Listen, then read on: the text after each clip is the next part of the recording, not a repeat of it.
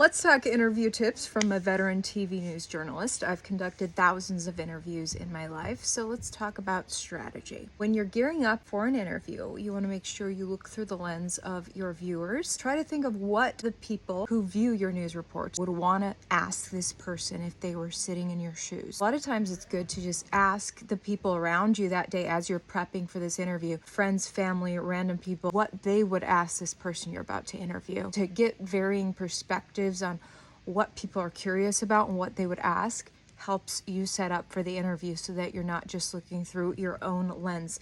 Now, if it's a controversial person who has a controversial thing that happened that you need to confront them about, how do you get them to answer that question? Well, do not ask the controversial question right off the bat. I would ease them into it. You want them to start feeling comfortable. When I do this, and I've done these interviews quite a few times where there's kind of a got you question coming up that I have to ask them, I want them to feel at home with me before we get to that question. So we sit down and I just open my heart and act very friendly with them. And I mean it, I am friendly. Just because I'm gonna ask an uncomfortable question doesn't mean I don't love this person I'm interviewing. You should always love everybody. So we sit down and I ask them the first question. Now, if this is a live interview where the audience is going to see the whole interview, you want to start with a very interesting question that's also softball to make your subject feel comfortable, but your audience still feels interested. Then maybe 2 or 3 questions in, you just softly and comfortably plop that bombshell question in their lap.